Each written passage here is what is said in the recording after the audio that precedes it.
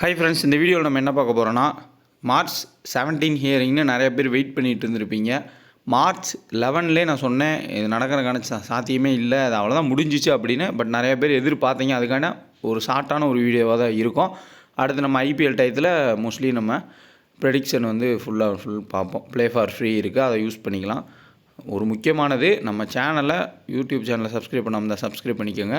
Telegram channel மெயினாக join பண்ணிக்கோங்க. டிஸ்கிரிப்ஷனில் லிங்க் இருக்குது, கமெண்ட்லேயும் லிங்க் இருக்குது. உறுதியாக உங்களுக்கு யூஸ்ஃபுல்லாக இருக்கும். ஸோ கண்டிப்பாக டெலகிராமில் ஜாயின் பண்ணிக்கோங்க. இந்த யூடியூப் சேனலை சப்ஸ்கிரைப் பண்ணிக்கோங்க.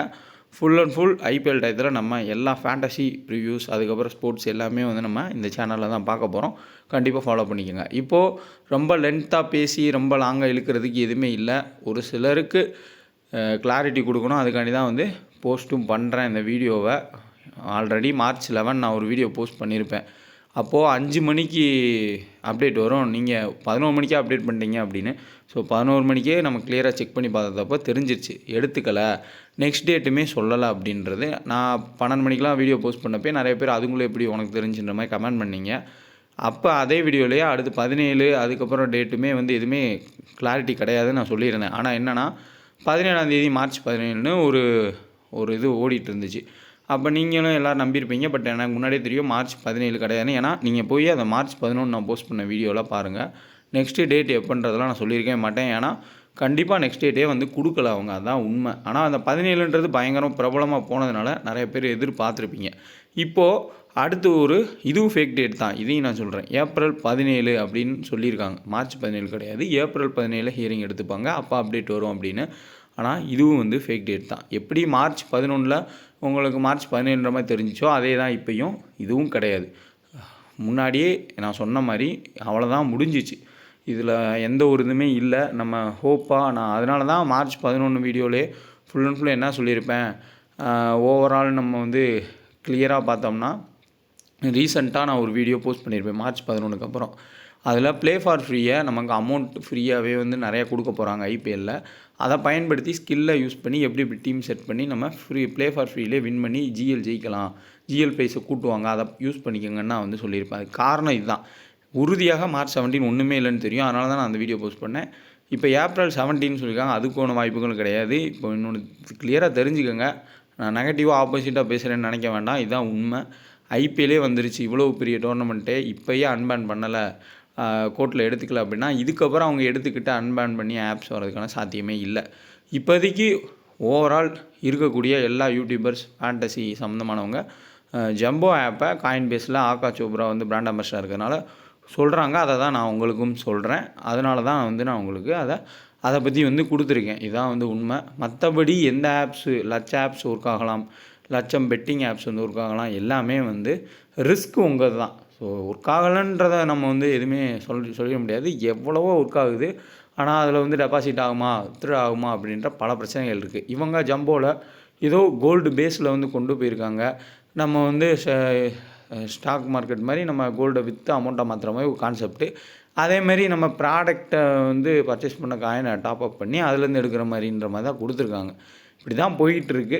மற்ற எல்லாமே நார்மல் ஃபேண்டசி ஆப்ஸ் மாதிரி எத்தனையோ ஆப்ஸ் இயங்குது. பட் ஆனால் அதெல்லாம் வந்து எவ்வளோ உறுதியாக இருக்கும் அப்படின்னு தெரியல. அதுமாதிரி பல பெட்டிங் ஆப்ஸ் வந்து பயங்கரமாக வந்து இயங்கிட்டு தான் இருக்குது. ஐபிஎல் டைத்தில் என்ன ஆக போகுதுன்றது தெரியல.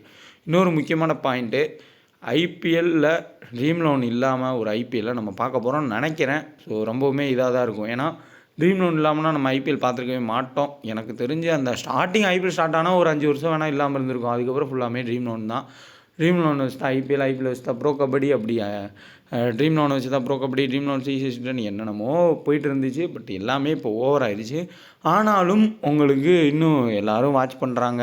நிறைய பேர் சொல்கிறாங்க ட்ரீம் லோன் ஃபேண்டசி ஸ்போர்ட்ஸ் போனாலுமே இன்னும் வியூஸ்லாம் நல்லா தான் போகுது, எல்லா மேட்சும் எல்லோரும் லைவ் பார்க்குறாங்க, யாருமே கிரிக்கெட்டை தவிர்க்கலை அப்படின்னா அது காரணம் சைடில் கணக்கு இல்லாமல் ஆப்ஸ் ஓடுது, அதில் எல்லாம் டீமை போட்டு பார்க்குறாங்க. இதுதான் உண்மை, இதுதான் ஃபேக்ட்டு. சப்போஸ் அந்த கணக்கே இல்லாமல் போயிட்டு இருக்கக்கூடிய ஆப்ஸும் முடங்கினால் மேபி வியூஸ் வந்து குறையலாம். அதை முடக்கவும் முடியாது. அதனால் வியூஸ் வந்து போயிட்டு தான் இருக்கும். எல்லோரும் ஏதோ வழிகளில் எங்கெங்கேயோ ஆப்ஸை வந்து கொண்டு போய் ப்ளே பண்ணிட்டு தான் இருக்க போகிறாங்க.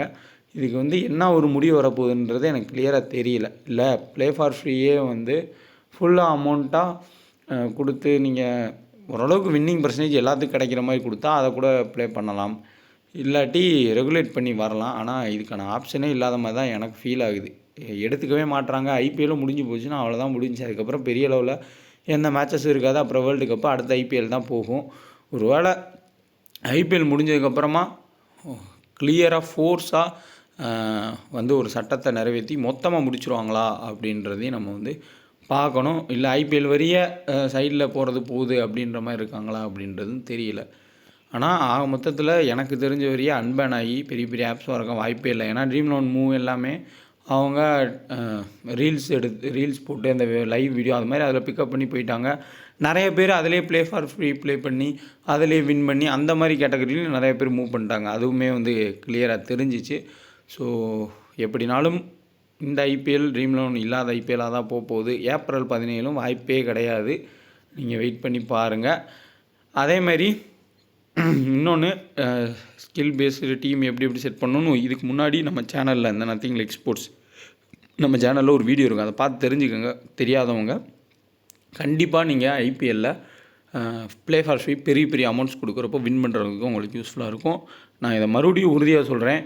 ஃப்ரீயாக ப்ளே பண்ணுற கிராண்ட் லீக்கு ட்ரீம் லோனாக இருக்கட்டும், மை லோன்ஸாக இருக்கட்டும், பெரிய பெரிய ஆப்ஸில் கண்டிப்பாக அதிக அமௌண்ட் கொடுப்பாங்க. உங்கள் ஸ்கில் பேஸை யூஸ் பண்ணி காசே இல்லாமல் நீங்கள் வின் பண்ணலாம். அதுக்கான ஒரு வீடியோ போஸ்ட் பண்ணிக்கலாம், அதை யூஸ் பண்ணிக்கோங்க. மீண்டும் சொல்கிறேன், 17 அடுத்த 17 கிடையாது, இந்த 17 கிடையாது.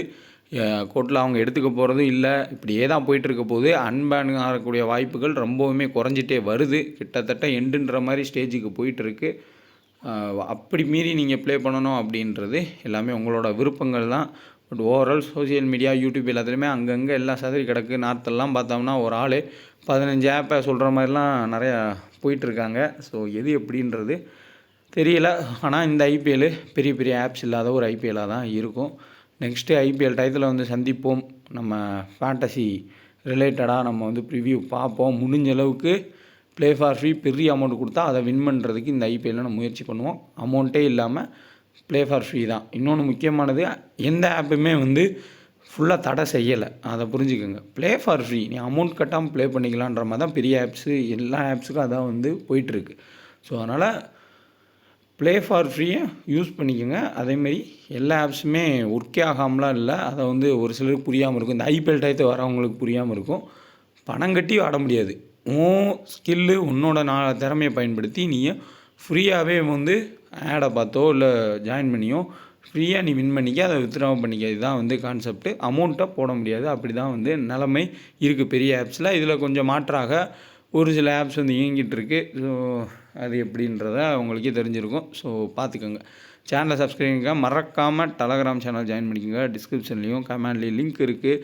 வீடியோவை லைக் பண்ணிக்கோங்க. டெலகிராமில் ஜாயின் பண்ணிக்கோங்க. ஐபிஎல் டயத்தில் ஃபேண்டசி ப்ரிவ்யூஸ் வந்து நம்ம பார்ப்போம். யூஸ்ஃபுல்லாக இருக்கும். Target play for free. அப்புறம் மற்றபடி நம்ம டெலகிராமில் மூவ் பண்ணிக்கலாம். அது உங்களுக்கே தெரியும். ஸோ கண்டிப்பாக டெலகிராமில் ஜாயின் பண்ணிக்கோங்க. இந்த யூடியூப் சேனலையும் சப்ஸ்கிரைப்